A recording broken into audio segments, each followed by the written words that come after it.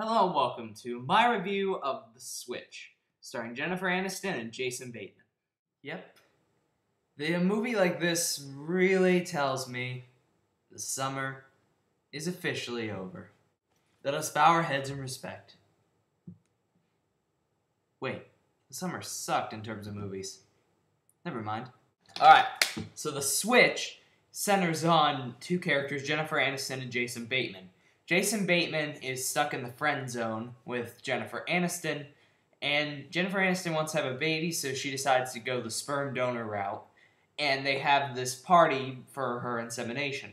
Jason Bateman, out of depression because he has feelings for Jennifer Aniston's character, gets really, really drunk, stumbles into the bathroom, and through a series of events I don't exactly want to spoil, loses the sperm of the donor and replaces it with his own. Then we cut to 7 years later. Jennifer Aniston and her son are moving back to New York, and her son resembles Jason Bateman more than the donor, played by Patrick Wilson.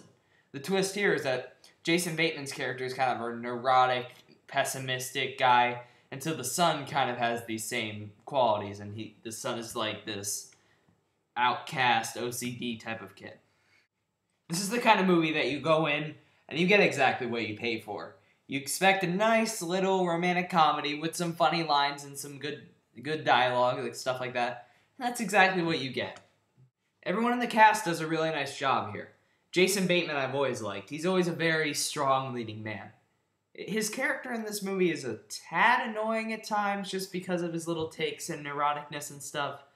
But he's not too bad. He's actually likable once you get to know him throughout the film. Jennifer Aniston is much more down-to-earth in this movie than she is in most, and I actually liked her in this movie compared to a lot of other movies I've seen her in. There's also a couple of nice supporting performances from Jeff Goldblum and Patrick Wilson. Not to mention the child actor, who's really funny. One of the best things about this movie is the dialogue. It always stays very funny and very fresh throughout. It doesn't get to that Juno level, where they're so obviously reading from a script, and they're just like, let's be quirky and funny. But it is still funny dialogue, you know what I mean? Like, it feels very natural. Also, another good thing about this movie is that I kind of relate to it in a way. I'm kind of like Jason Bateman's character in this movie in ways that I don't really want to go into. But in certain ways, this movie kind of resonated with me, just because I related to one of the characters really, really well. Parts of this movie really had me feeling for Jason Bateman's characters because I've been in that friend zone situation before, and like certain pieces of dialogue really had me reacting, like squirming or doing certain things because I know what that's like.